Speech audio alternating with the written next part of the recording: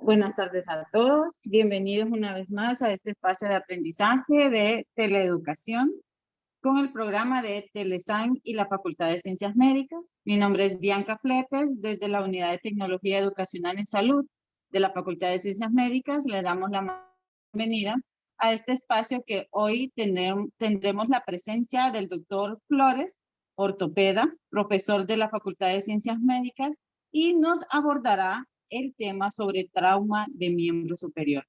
Recordemos que el profesor va a desarrollar su tema y tendremos al final unos minutos para poder hacer preguntas, dudas, comentarios o exponerle, en este caso al especialista, cualquier caso que nos encontremos en una unidad de salud.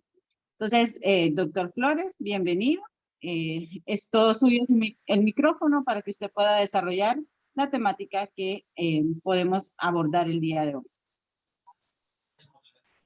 Buenas tardes, mucho gusto. Gracias, Bianca. Es un placer poder colaborar, ¿verdad?, con el sistema de desarrollo, ¿verdad?, de esta temática en Telesan.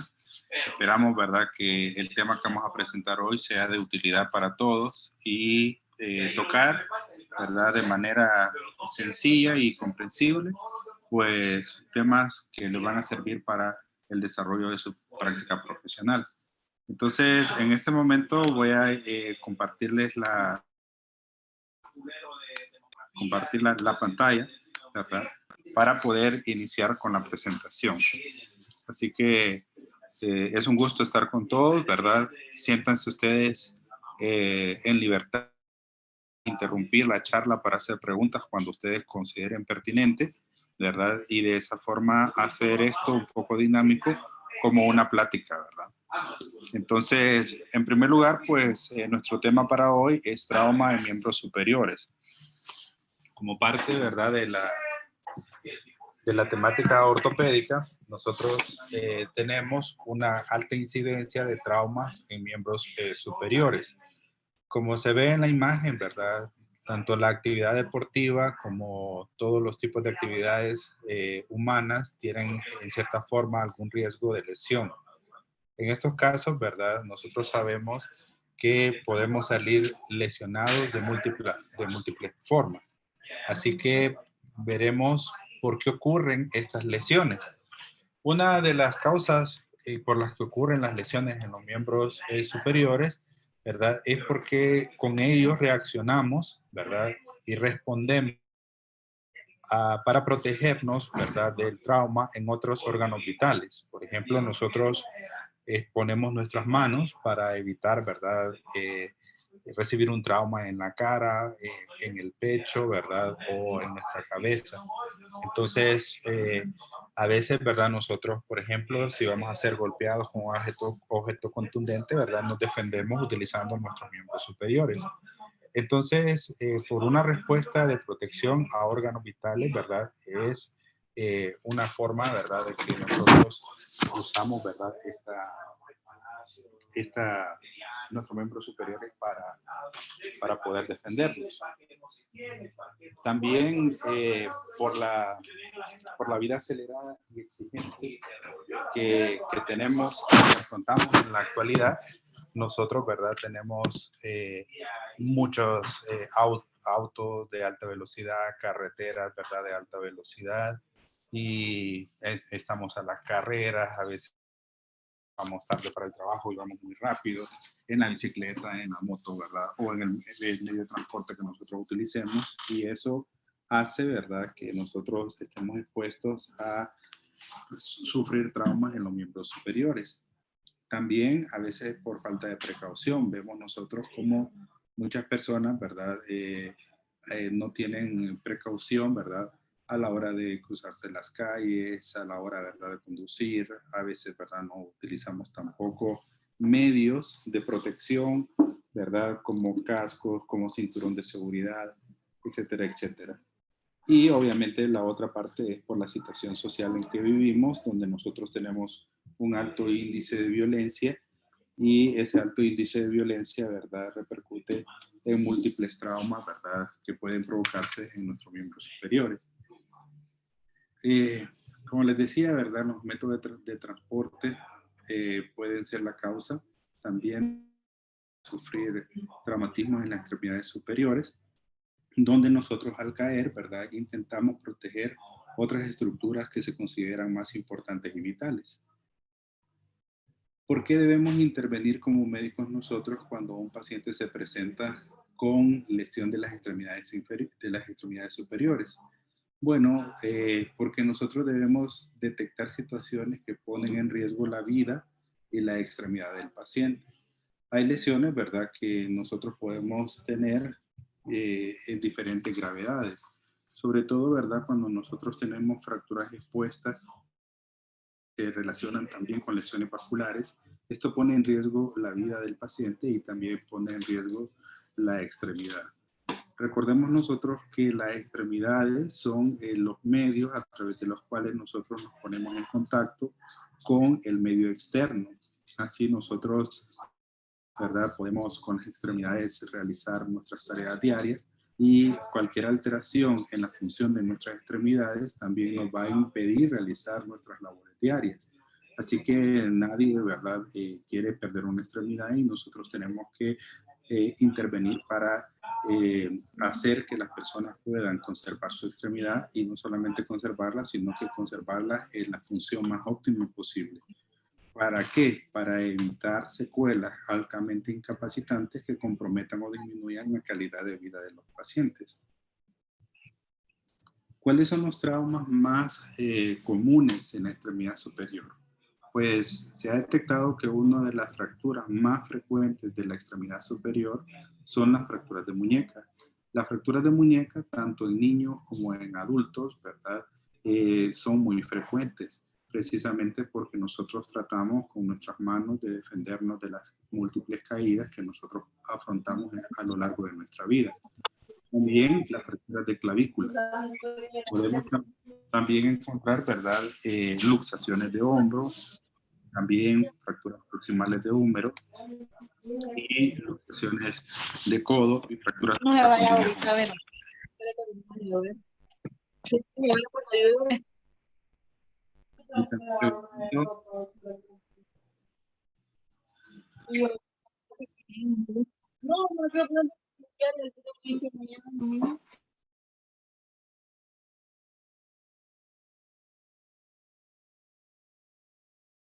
Disculpe, doctor, tuve que silenciar a todos para que no tuviéramos interferencia. Puede activar su micrófono.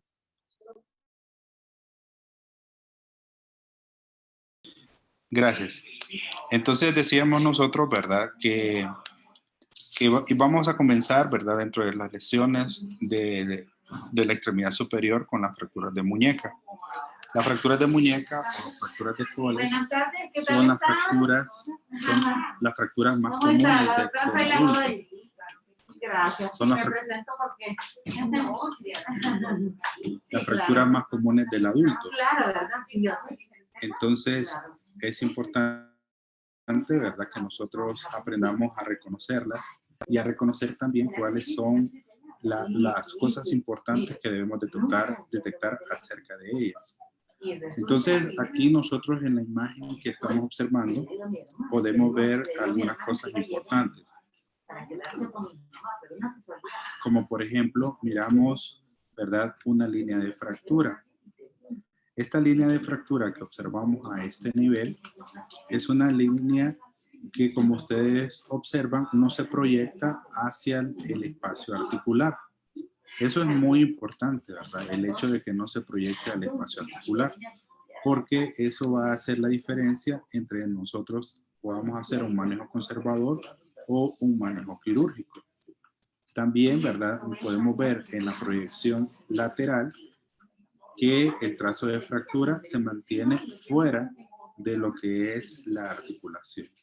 Entonces, esta fractura que nosotros observamos acá, al no tener un trazo articular ni tener una multifragmentación, puede manejarse de forma conservadora, con una reducción y colocación de un yeso. Las fracturas distales del radio, nosotros podemos detectarlas a través de la clínica por una deformidad reconocida como deformidad en dorso de tenedor, donde miramos nosotros una imagen muy parecida al dibujo que tenemos aquí en pantalla. Esto se asemeja mucho, ¿verdad?, en las descripciones iniciales como el dorso de un tenedor. Las fracturas distales del radio, ¿verdad?, se caracterizan por ser principalmente fracturas que tienen un desplazamiento dorsal. ¿Qué deberíamos preguntarnos en esta fractura? Deberíamos preguntarnos si la fractura es estable o es inestable. Entonces nosotros volvemos a este dibujo, ¿verdad? Y podemos ver el trazo de fractura, y el trazo de fractura, ¿verdad?, es un trazo simple. ¿Por qué le llamamos un trazo simple? Porque tiene una sola línea de fractura. Cuando los trazos son simples se pueden manejar conservadoramente, porque son trazos estables. Este es un trazo transverso, pero también podríamos nosotros tener un trazo oblicuo, como este que estoy dibujando yo en este momento, o incluso podríamos tener un trazo espiral, como este, ¿de acuerdo?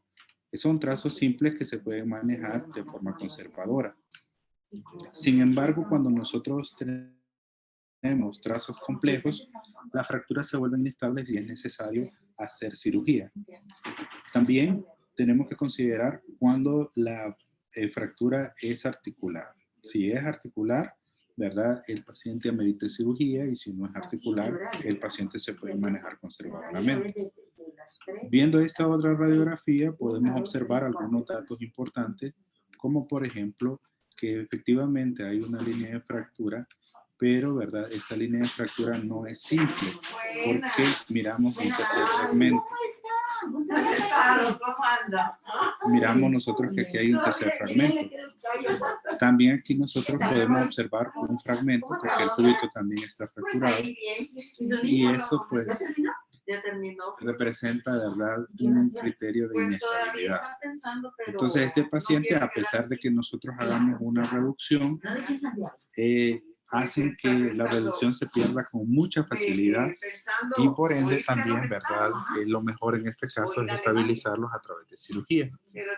Como médicos, ustedes, ¿verdad?, tienen en sus manos los elementos necesarios para decidir cuándo van a referir un paciente y cuándo no es necesario referirlo. Cuando ustedes tienen un paciente que tiene un trazo simple, que es extraarticular, entonces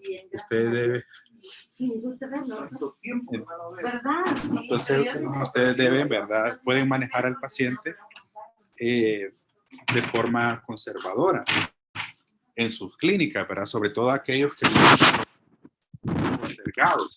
Entonces ustedes pueden manejarlo, ¿verdad?, a través de una reducción cerrada y la colocación de un yeso braquiopalmar. Pero cuando los trazos son trazos inestables con tercero fragmento,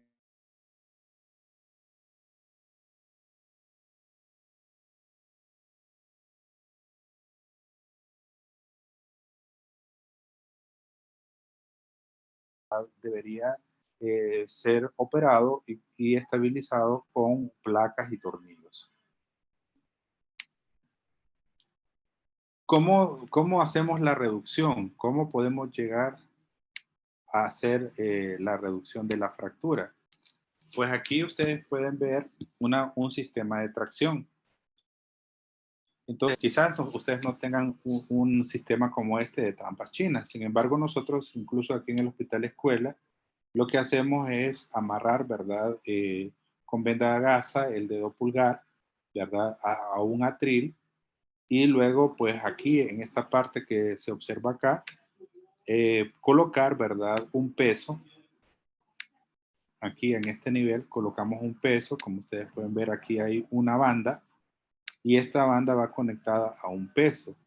El peso que nosotros debemos poner en esa banda, ¿verdad?, es un peso que debe andar entre alrededor de 5 kilos, ¿verdad?, más o menos de 5 a 7 kilogramos. Ese peso, ¿verdad?, va a hacer una tracción sobre el sitio de la fractura que nos va a permitir, ¿verdad?, que haya un alineamiento de los fragmentos para luego entonces colocar el yeso braquiopalmar. Entonces, este es un buen sistema que lo podemos utilizar en cualquier lugar para hacer una reducción. Siempre que nosotros hacemos la reducción de una fractura, debemos también proceder a realizar, ¿verdad? Si podemos, un control radiológico para verificar el alineamiento de los fragmentos de la fractura y de esa manera, ¿verdad? Nosotros pues dar el manejo conservador. Si definitivamente la fractura no se ha alineado y está muy desplazada, entonces nosotros deberíamos remitirla para el manejo ortopédico. El yeso, ¿verdad? Es un yeso braquiopalmar. El yeso braquiopalmar debe colocarse con el codo en posición funcional. Posición funcional le llamamos nosotros a la posición del codo flexionado en 90 grados, ¿verdad? Eso es una posición funcional del codo. Entonces deberíamos nosotros colocar el yeso en posición funcional de 90 grados. El yeso debería llegar hasta los nudillos, ¿verdad? Y debería dejar libre la articulación metacarpofalángica, ¿verdad? En cuanto al brazo, debe cubrir el 50% del brazo en adultos y en niños debe cubrir el 75% del brazo. Entonces, para colocar el yeso braquiopalmar, ¿verdad? Nosotros debemos colocar primero una o dos capas de guata, ¿verdad? Dependiendo de la calidad de la guata, pues así a veces es necesario poner una solamente y a veces es necesario poner dos. Entonces ustedes ponen una o dos capas de guata y después de colocar una o dos capas de guata, ponen, ¿verdad? Las capas de yeso que sean necesarios. La calidad de los yesos va a variar. La calidad de yeso tiene que ver mucho con el fraguado, ¿verdad? Tanto con el tiempo del fraguado como la uniformidad del fraguado.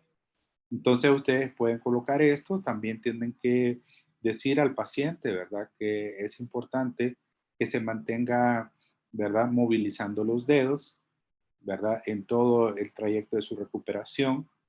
Es importante también decirlo que las primeras 72 horas el paciente debe estar con los dedos hacia arriba para evitar el edema y de esa manera también evitar el riesgo de tener síndrome compartimental. Este paciente, ¿verdad? Debería andar este yeso braquiopalmar por un periodo de 3 semanas, y a las 3 semanas debería retirarse este yeso braquiopalmar y colocarle un yeso antebraquiopalmar que vaya desde este mismo punto, nada más que antes del codo, ¿verdad? La idea, ¿verdad?, es iniciar una rehabilitación temprana y que el paciente pueda, después de la tercera semana, ya movilizar el codo haciendo movimientos de flexión y de extensión del mismo para que tenga una recuperación más expedita.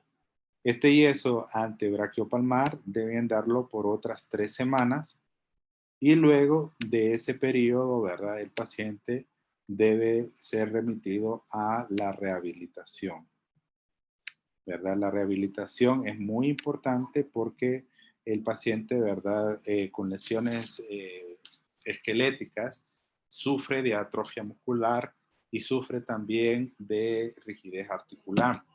Entonces, cuando nosotros lo mandamos a rehabilitación, volvemos a recuperar el volumen, la fuerza muscular, los rangos de movimiento, ¿verdad? Articular. Y eso, ¿verdad? Realmente ayuda al paciente a volver a tener la calidad de vida que tenía antes de la lesión. Entonces, eso es básicamente lo que nosotros queremos con los pacientes. Queremos que vuelvan a la función normal para ellos, para que ellos puedan continuar sus vidas sin limitaciones. Pero recordemos entonces que van a haber momentos en los que los pacientes no van a poder ser manejados por nosotros con un simple yeso y van a requerir, ¿verdad? Una placa y tornillos u otro medio de fijación. Pero sí debemos tener claro, ¿verdad? Que esas cosas que van a hacer que el paciente requiera eh, una, una cirugía son la inestabilidad y el trazo articular. Recuerden que dentro de la anatomía de lo que es la articulación, de la muñeca, vamos a tener que el radio tiene dos fosas. Una fosa que se llama una fosa radioescafoidea y una fosa que se llama radiosemilunar. Estas dos fosas, radioescafoidea y radiosemilunar, son muy importantes, ¿verdad? Y deben volver a tener la congruencia al 100%. Es por eso que es necesario llevarlo a cirugía y asegurarnos de que por medio de las placas y los tornillos se va a mantener esa congruencia, ¿verdad? De esas articulaciones. Bueno, eso básicamente es lo importante. Y luego quisiera pues comentarles que cuando los traumas son muy intensos, nosotros deberíamos también ponerle mucho ojo a lo que es el escafoide, que es este huesecillo que yo les estoy indicando acá. El escafoide, ¿verdad? Cuando el trauma es muy intenso, también tiende a fracturarse. Y es muy importante, ¿verdad? Porque es parte de la articulación de la muñeca. Así que si ustedes tienen alguna sospecha de que el hueso escafoide puede estar involucrado en la fractura de muñeca, ustedes tendrían que pedir un estudio que se llama serie escafoidea, ¿verdad? Una serie escafoidea. Y esa serie escafoidea le va a mostrar el escafoide desde diferentes vistas para que usted pueda, ¿verdad?, tener una idea de si en realidad está fracturado o no lo está. Si está fracturado el escafoide, tenemos que ver qué tan desplazado está para poder, ¿verdad?, saber si es quirúrgico o no lo es. Aquí ustedes pueden ver esta rayita, ¿verdad? Que tiene una idea. La idea es que normalmente este hueso debería continuarse y debería estar en esta posición. Lo que les quiere decir, ¿verdad? Es que cuando ustedes hagan la maniobra de reducción, ustedes deberían volver este hueso a esta posición para que realmente el paciente pueda tener una calidad de vida igual que lo normal. Muy bien. Quisiera saber si tienen preguntas al respecto o tienen alguna experiencia respecto a las fracturas de radio. Las de Coles, por definición, son extraarticulares, ¿verdad? Las intraarticulares ya entran en otra clasificación y también las inestables entran en otra clasificación. Pero quisiera saber si tienen alguna pregunta.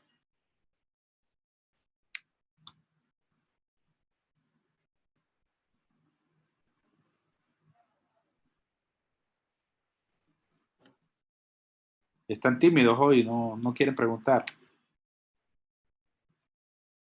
Bien. Entonces, decíamos nosotros, ¿verdad? Que las fracturas de radio son de las fracturas más frecuentes que nosotros vamos a tener. Pero también, ¿verdad? Podemos tener otros tipos de fracturas como las fracturas de clavícula, las luxaciones de hombro, las fracturas proximales del húmero, la luxación del codo y las fracturas supracondyleas humerales. Entonces, de estas lesiones, ¿verdad? Nosotros tenemos que también, ¿verdad? Tener un panorama general. En este momento, yo no he tocado con ustedes cuestiones de anatomía profunda, ¿verdad? Sino más bien desde el punto de vista práctico de lo que nosotros tenemos que hacer, ¿verdad? Entonces, permítanme un segundito.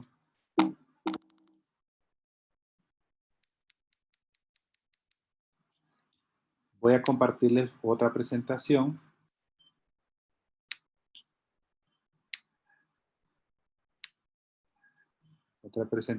Para que ustedes puedan observar lo que corresponde a la fractura de clavícula. No sé hasta el momento si hay alguna duda.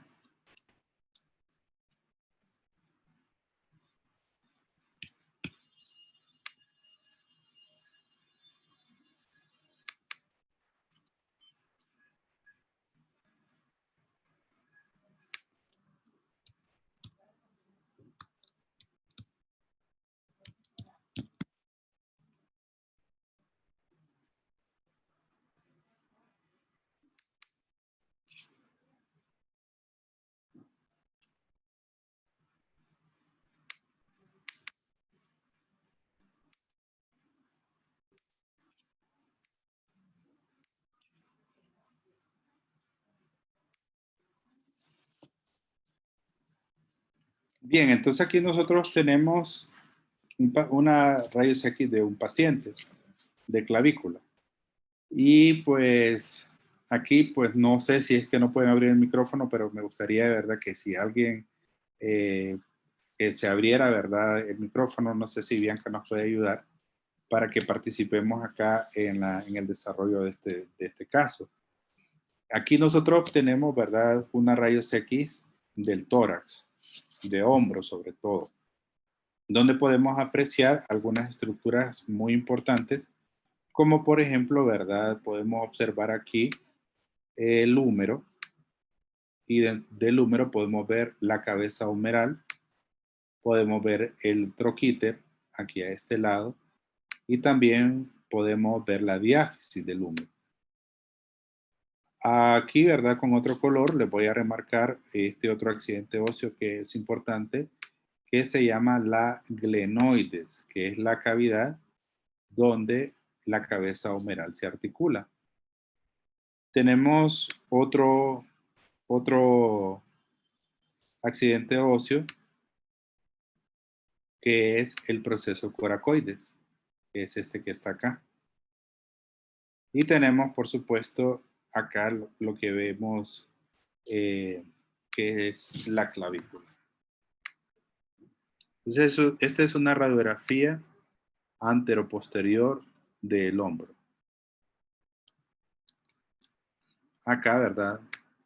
Está el acromio. La clavícula también es uno de los huesos más afectados.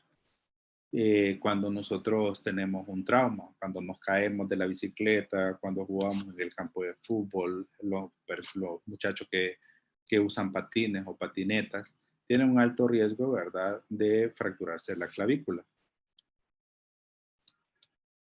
Con este caso, lo que queremos nosotros es obtener la destreza para recabar los datos pertinentes de la fractura de la clavícula, realizar un examen físico completo, también la indicación y interpretación de estudios radiológicos pertinentes y establecer un diagnóstico completo. También queremos, ¿verdad?, indicar un plan terapéutico específico.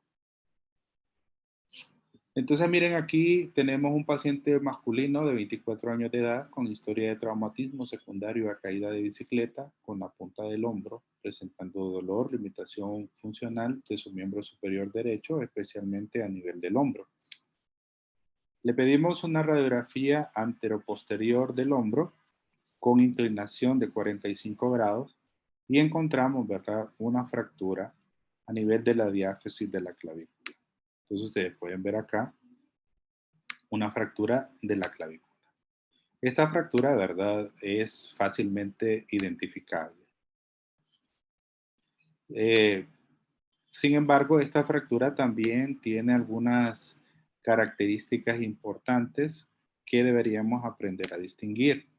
Por ejemplo, ustedes observan aquí unos fragmentos óseos que les estoy remarcando en este punto, que les indican que esta fractura de clavícula no tiene un trazo simple, sino que tiene un trazo compuesto multifragmentado. Este trazo compuesto multifragmentado hace, ¿verdad?, que esta fractura de clavícula deba manejarse, ¿verdad?, de una forma quirúrgica por el riesgo de las estructuras que tienen debajo de ella. Recuerden que debajo de la clavícula nosotros tenemos tanto la arteria, ¿verdad?, subclavia, la vena subclavia, el plexo braquial. Entonces, estos fragmentos que ustedes ven acá, que dirigidos hacia la parte posterior, como son puntiagudos, pueden lesionar cualquiera de estos vasos y lo mejor en este caso es realizar, ¿verdad?, una cirugía y fijación de la clavícula.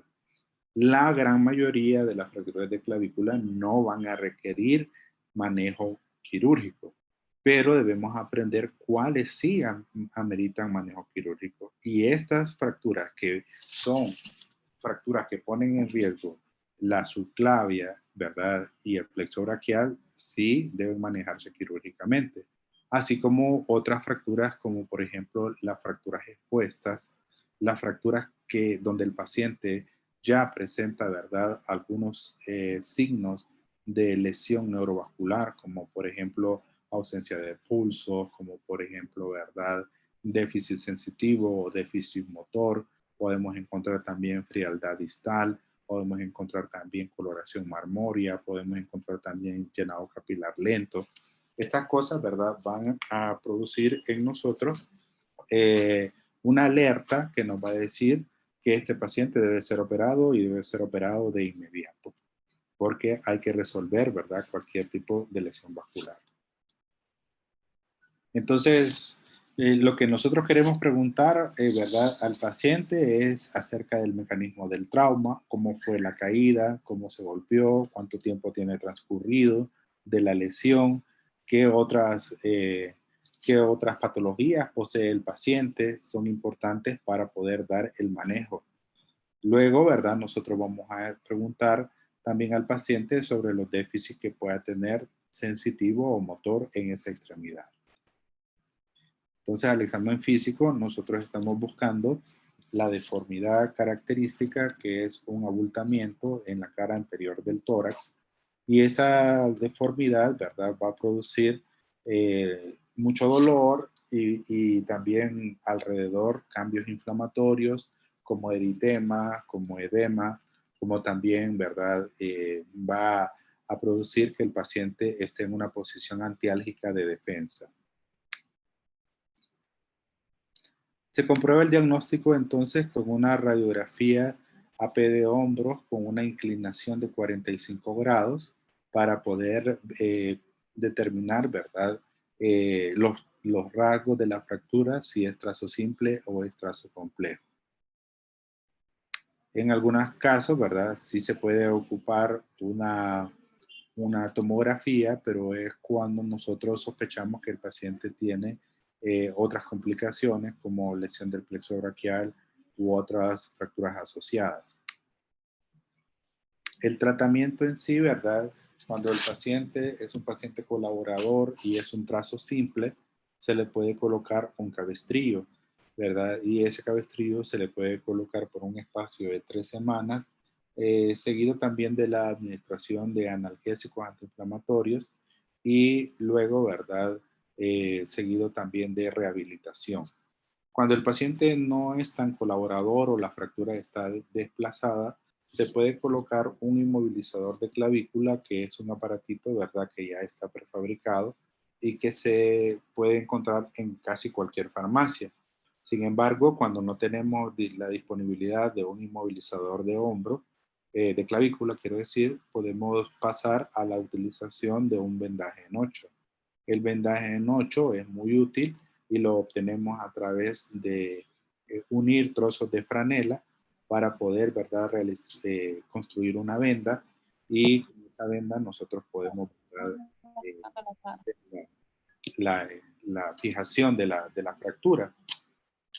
Tanto con el vendaje en 8 como con el inmovilizador de clavícula, es importante que nosotros tenemos de forma firme. Y pues lo ponemos de forma firme con el propósito de que la clavícula se mantenga en su lugar. Sin embargo, esto, como pasa por debajo de la axila, puede producir algunas molestias a los pacientes, sobre todo, ¿verdad? La principal molestia que produce es que pueden haber parestesias en los miembros superiores, en las manos, ¿verdad? Cuando se presenta esta molestia, nosotros debemos decirle al paciente que se recueste un poco y que ponga sus brazos hacia atrás con mucho cuidado, que se esté así por 10 minutos y luego hay que reajustar nuevamente el inmovilizador de clavícula o el vendaje en 8. Estos dos, ¿verdad?, tipos de inmovilización los debemos utilizar por un periodo de 3 semanas. Un periodo de 3 semanas y nosotros, ¿verdad?, vamos a seguirlo de rehabilitación o de fisioterapia. En los casos, ¿verdad?, que nosotros veamos que hay trazos inestables o que también, ¿verdad?, pueden haber compromiso neurovascular, nosotros debemos remitir al paciente para manejo quirúrgico, ¿verdad? Así que las fracturas de clavícula son lesiones frecuentes, fáciles de manejar en la mayoría de los casos, pero es importante que también nosotros sepamos cuándo nosotros debemos remitir al paciente con fractura de clavícula para realizar una cirugía. De nuevo les repito, cuando el paciente tiene una fractura expuesta, cuando el paciente tiene una lesión neurovascular, cuando el paciente está en riesgo inminente de lesión neurovascular y también cuando el trazo es multifragmentado o está tan separado como una distancia mayor de 20 milímetros entre ambos fragmentos, entonces ese paciente es candidato para cirugía. Otras indicaciones relativas para poder hacer una cirugía de clavícula es cuando hay lesiones en las lesiones múltiples, por ejemplo, que tenga el paciente una fractura de clavícula, una fractura del húmero o una fractura de clavícula y una fractura del antebrazo. Entonces ahí es indicado operar las dos lesiones, aunque la fractura de clavícula tenga un trazo simple, pero por el hecho de ser lesiones múltiples, se indica también la cirugía en este caso. Otra indicación, ¿verdad?, es cuando nosotros tenemos una lesión que se denomina hombro flotante, donde lo que tenemos es una fractura de la clavícula acompañada de una fractura del cuello de la escápula. A eso se le llama hombro flotante y eso también es una indicación quirúrgica para el manejo de las fracturas de la clavícula.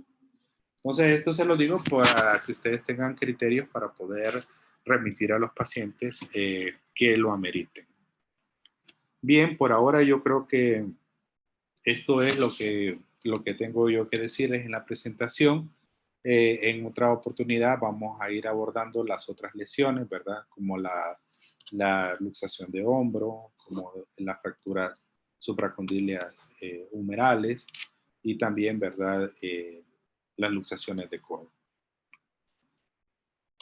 Así que si hay preguntas, este es el momento y si no, pues entonces para que Bianca pueda.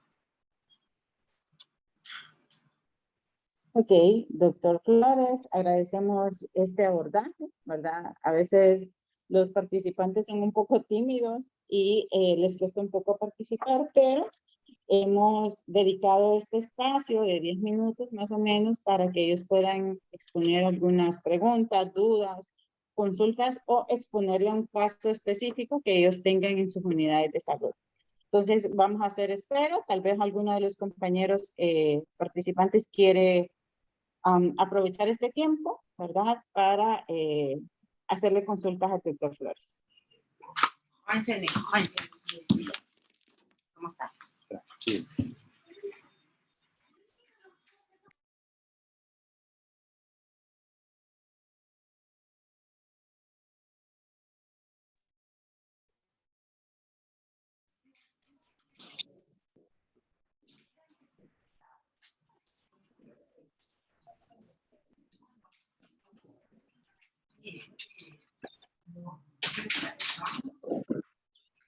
El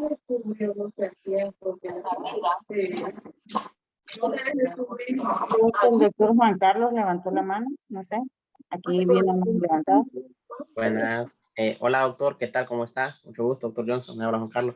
Doctor, en este caso, por ejemplo, que tenemos un paciente que tiene criterio de referencia para, pongámosle que estamos en un área remota y hay que mandarlo a ya sea a un hospital de regional. Y este paciente, doctor, pues ha tenido también, además de la fractura, algunos datos de hemodinamia, o sea, de pérdida de sangre. Es indicado, doctor, cuando lo refiramos, ponerles líquidos, sería la recomendación. Y lo otro, doctor, el tema de analgesia.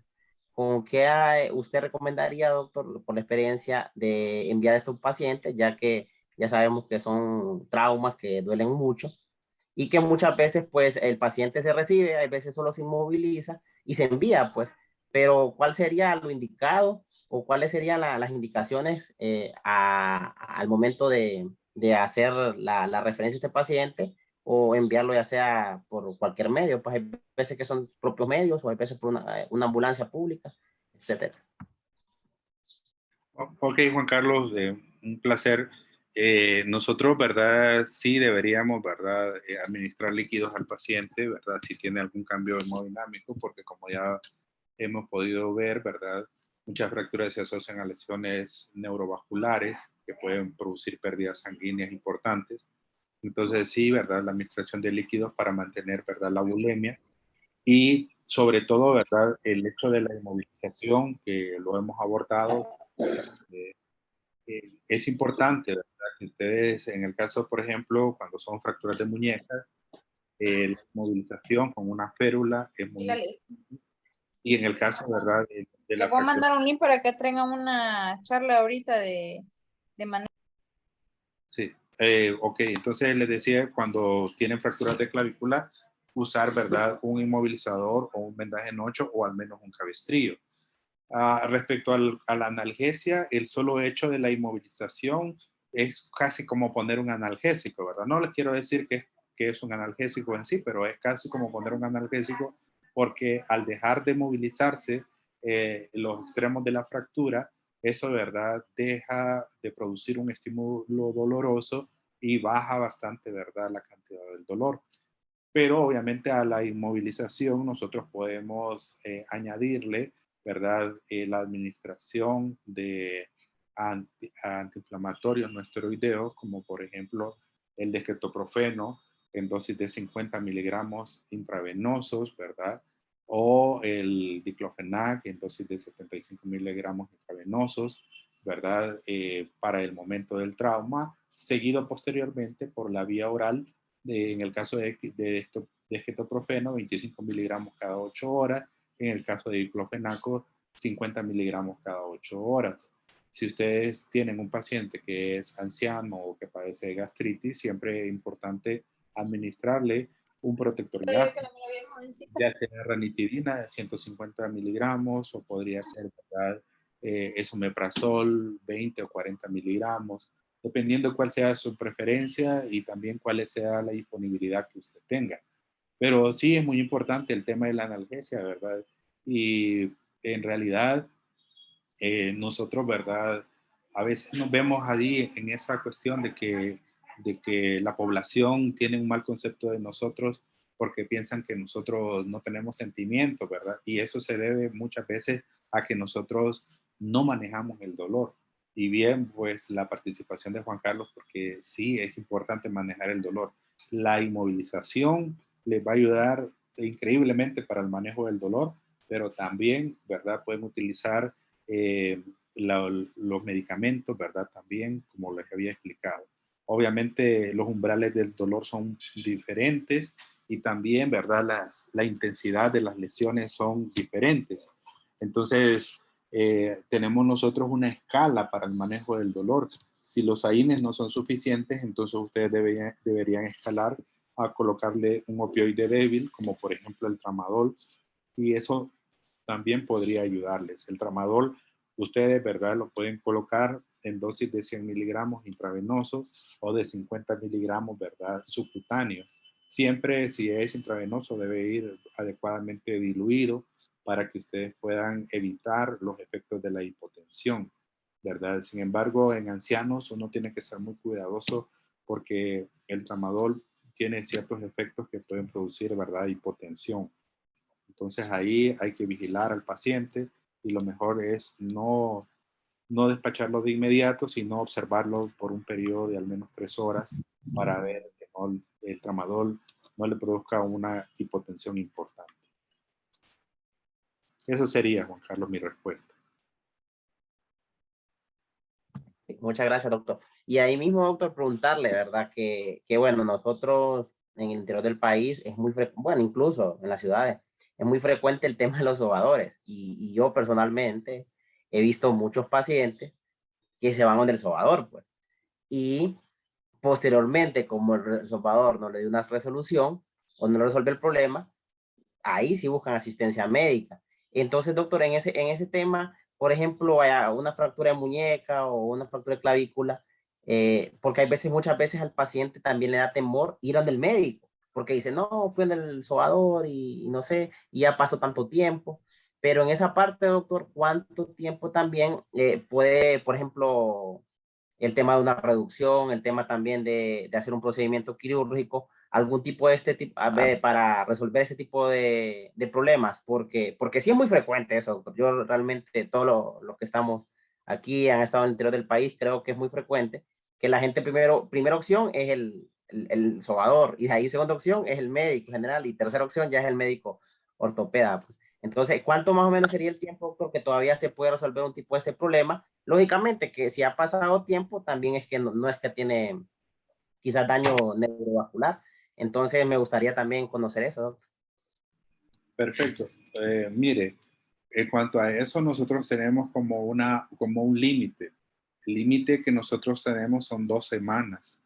Cuando nosotros tenemos un paciente que ya han transcurrido 2 semanas de la lesión y el paciente no se ha manejado como dice usted, porque quizá ha acudido a un sobador o se ha estado en la casa automedicando, de verdad, y poniéndose algunos vendajes por sí mismo. El problema que produce eso es que durante esas 2 semanas el organismo siempre intenta hacer, ¿verdad?, una solución.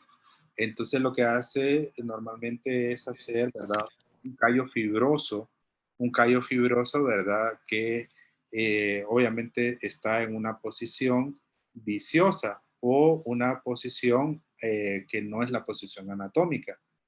Entonces, cuando ya han pasado 2 semanas, ese mismo callo fibroso nos impide que nosotros podamos realizar una reducción anatómica, porque ya hay un tejido interpuesto entre los 2 fragmentos de la fractura.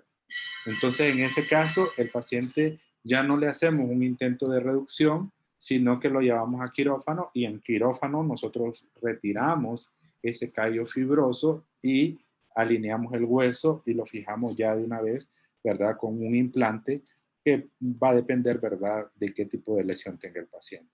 Pero sí, yo le recomendaría que después de 2 semanas ya no hagan intentos de reducción, ¿verdad? Que lo manden con un plan quirúrgico por el tiempo de evolución.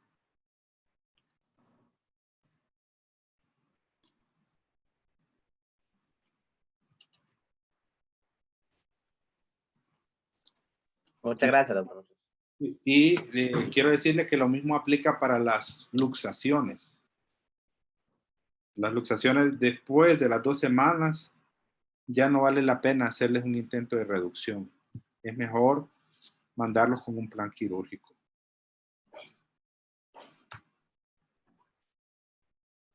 No sé si alguien más tenga alguna pregunta o alguna participación.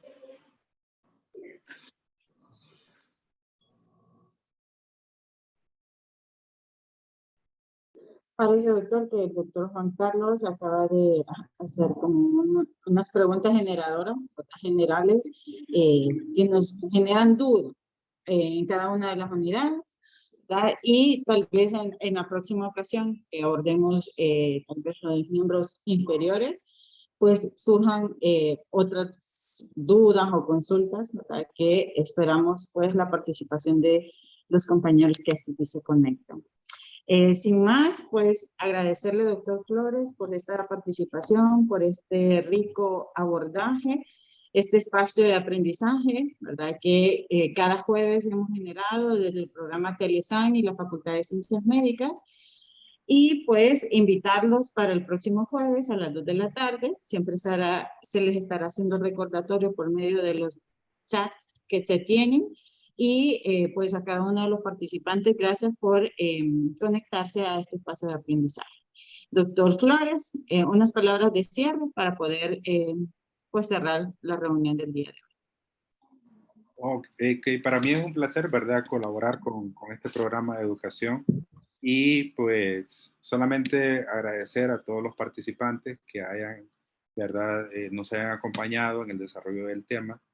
Como les digo, espero que haya sido de provecho para ustedes y pues tratar de generar esa confianza de que ustedes puedan preguntar, de que puedan participar para que podamos todos aprender juntos. A veces, ¿verdad? También con las participaciones de ustedes, pues yo mismo también puedo aprender o recordar cosas, ¿verdad? Que quizás no las había dicho en el resto de la charla.